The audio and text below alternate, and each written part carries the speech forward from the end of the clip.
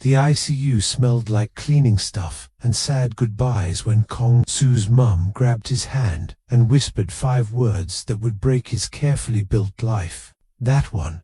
I want her. He looked where her shaky finger pointed to the nurse fixing 4 tubes across the room. A woman with warm brown skin, soft hands, and a smile that made his tough heart skip a beat. For what, Uma? He asked. His mum's wise eyes looked right into him. For you, my son. Before I die, I want to see you love someone. And just like that, the scariest guy in Seoul's secret bad world felt something he thought he'd gotten rid of years ago. Hope. The bright lights of Seoul National Hospital's intensive care unit hummed with their usual 2 a.m. sound. Kong Su sat stiff in the uncomfortable plastic chair, his Armani suit looking out of place against the clean white walls. At 34, he ran a big operation built on fear and careful plans, shipping paths that moved more than just stuff, nightclubs that cleaned more than just cash, and loyalty paid for with fights.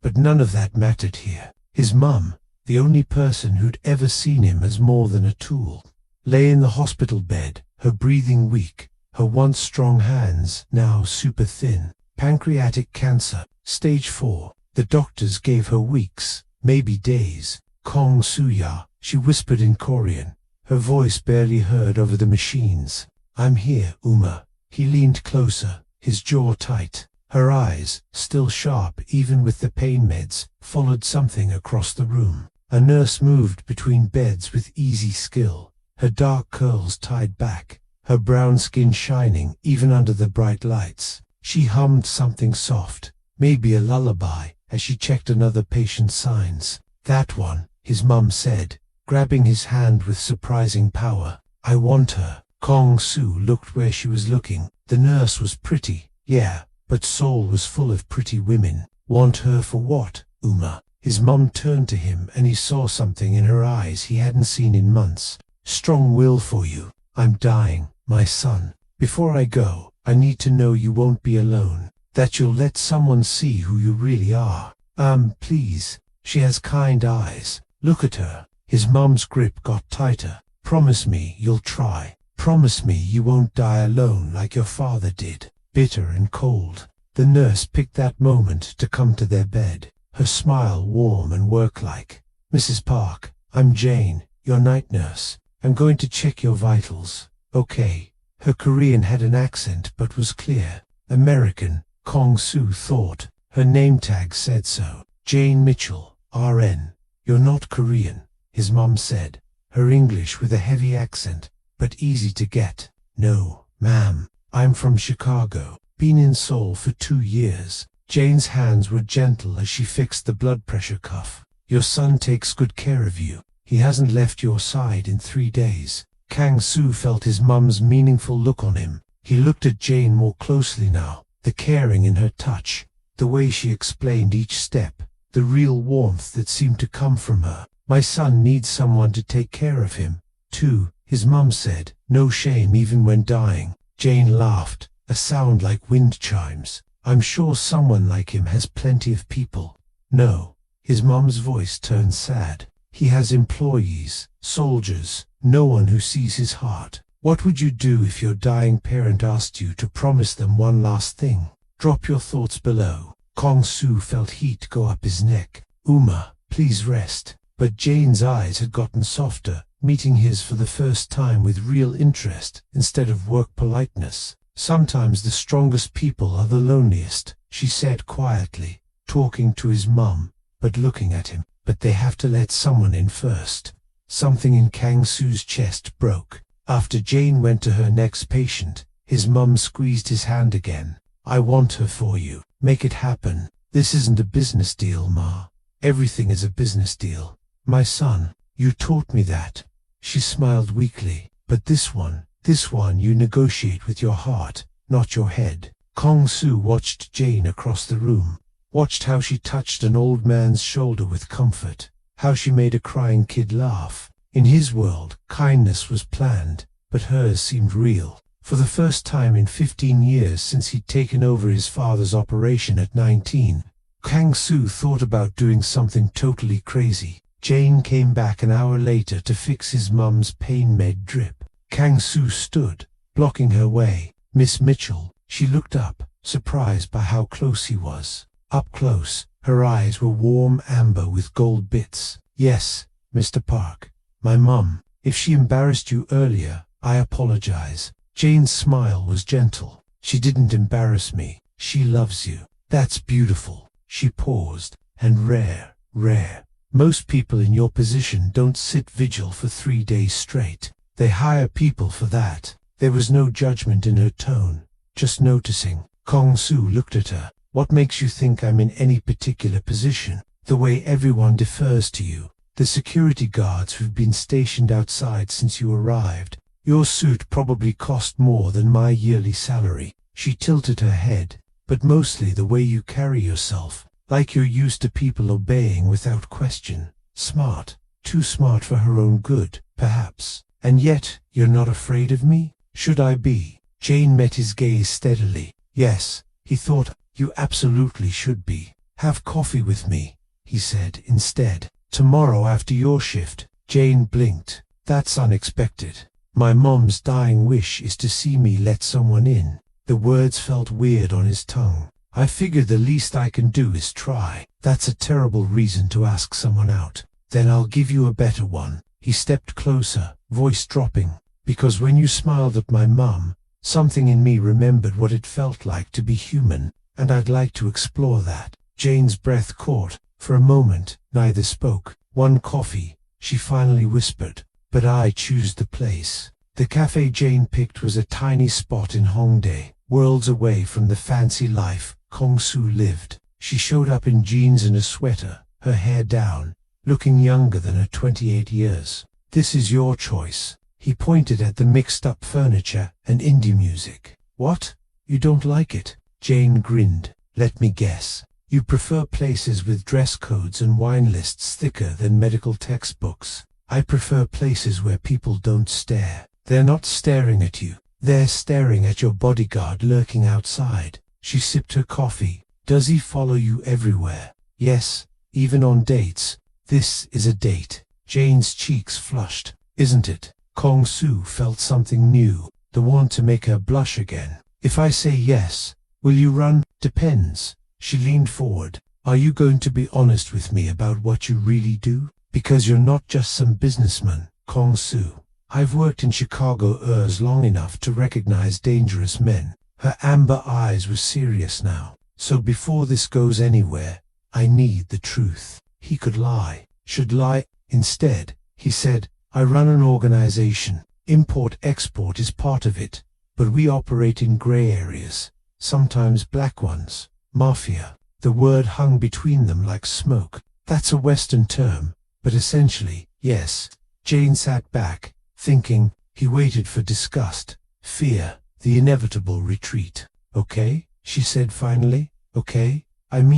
I suspected the tattoos on your neck when you loosened your collar. The difference, the fact that you clearly haven't slept, but refused to leave your mom." She stirred her coffee. "I'm not naive, Kang-soo. I know the world has monsters, but I also know you held your mom's hand for 3 days straight. That counts for something. You're not afraid, terrified, actually." Her smile was shaky. "But my grandmother used to say, fear and love often wear the same face.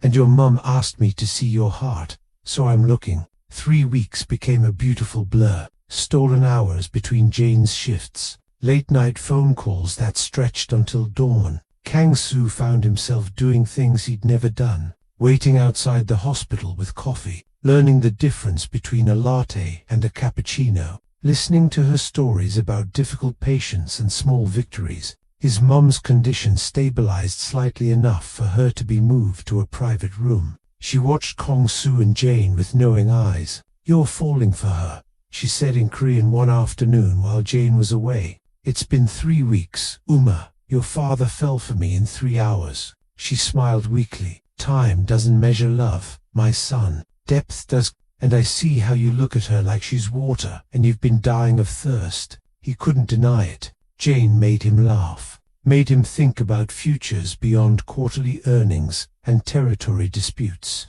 Made him want to be better. but his world was catching up.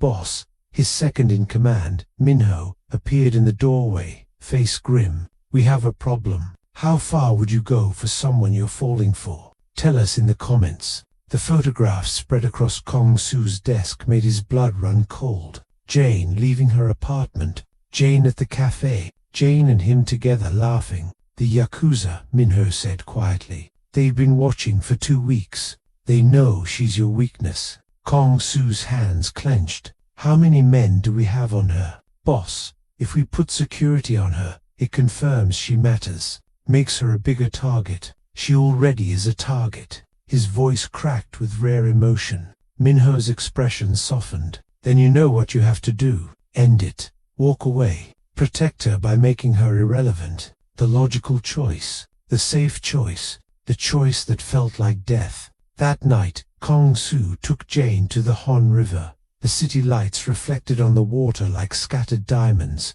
This is beautiful, Jane breathed, leaning against the railing. Jane, we need to talk.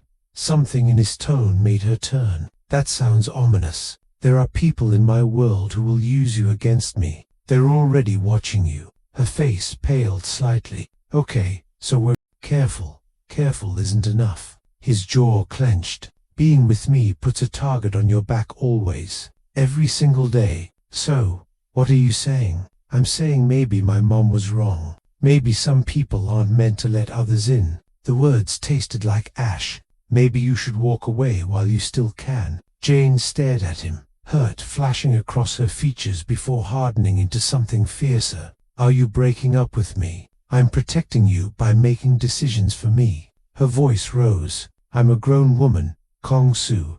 I get to choose my own risks, not this one. You don't understand. Then, help me understand. Don't just shut me out because you're scared. I'm not scared. I'm practical. The lie burned his throat. Jane stepped closer, her amber eyes blazing. You're a coward. Your mum was right. You're dying alone. Not because the world is dangerous, but because you refuse to let anyone past your walls. The words hit like bullets. I'm trying to keep you alive, Jane. I don't want to be kept. I want to be chosen. Tears streamed down her face. But you're so used to controlling everything that you can't handle something real. Something you can't command or threaten into submission. That's not fair. Life isn't fair. Love isn't safe, but it's worth it. She wiped her eyes angrily. Your mum is dying, asking you to live, and you're choosing to bury yourself before she's even gone. Kong Su felt something break inside him.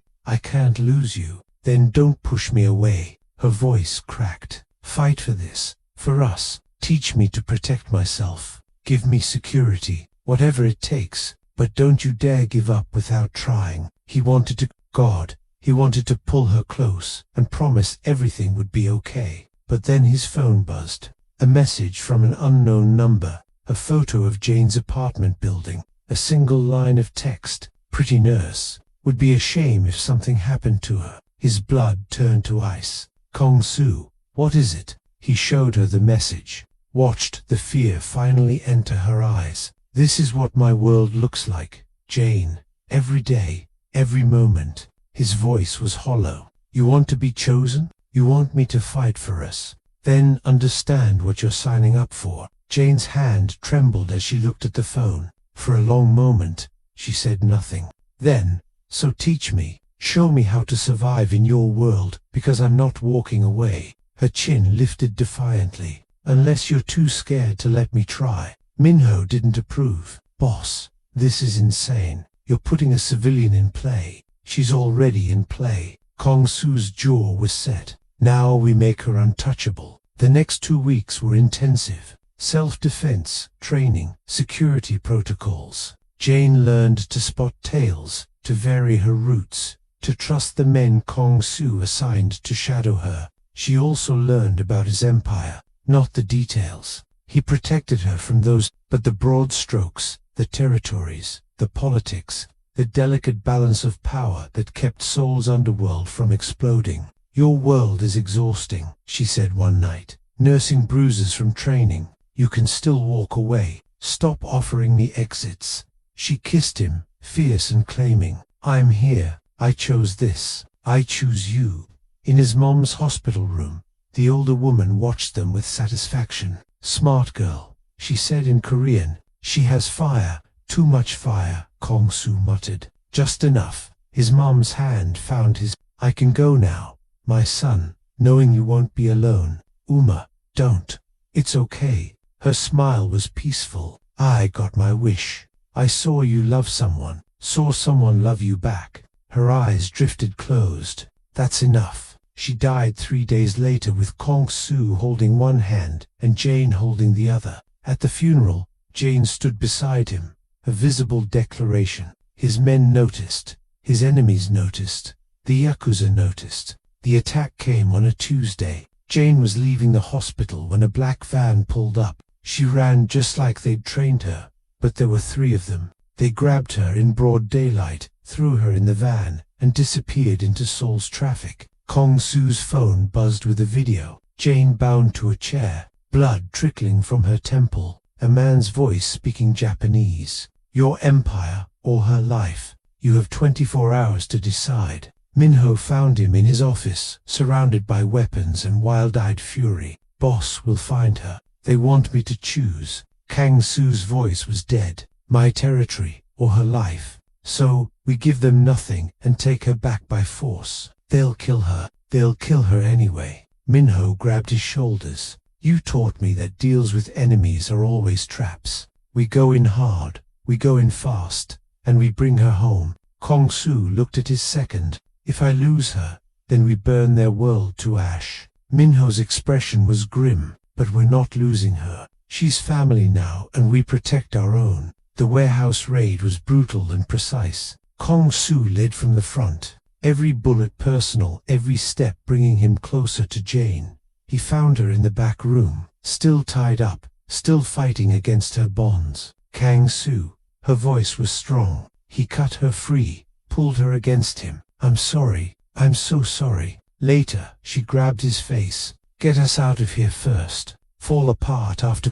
Would you risk everything for love?" Share your thoughts below. They fled to a safe house outside Seoul. Jane's injuries were minor. Bruises, cuts, terror that would take longer to heal. "You should have given them what they wanted," she whispered that night, curled against him. "Never." His arms tightened. "I'd burn my entire empire before I let them take you." "That's insane. That's love." He tilted her face up. "You asked me to choose you." "I did. I always will." Jane's eyes filled with tears. "Your mum would be proud. She'd say I was an idiot for putting you in danger in the first place."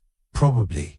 Jane's smile was watery. "But she'd also say some things are worth the risk." "Are we worth the risk?" She kissed him soft and sure. Every single day, the Yakuza retaliated. Kong-soo struck back harder. The war was bloody and brief, ending when he made it clear. Touch Jane, and Seoul burns. 6 months later, the city had a new balance of power. Kong-soo's territory expanded. His reputation grew more fearsome. But in a small apartment in Gangnam, decorated with Jane's touches and his mom's photographs, he found something his father never had: peace. "Your mum was right," Jane said one morning, making coffee in their kitchen. "You just needed someone to see your heart." Kong-soo pulled her close, breathing in her scent. She usually was. "Do you think she'd approve of us?" He thought of his mom's last words, her peaceful smile, her final gift of pushing him toward this terrifying, beautiful thing called love. "She already did, Jane. She saw it before I did." Outside, Seoul hummed with life and danger and possibility. Inside, a mafia boss who'd forgotten how to be human learned to love from a nurse who refused to see him as a monster. Some choices are dangerous, some are worth it, and sometimes the most dangerous choice is the one that saves you.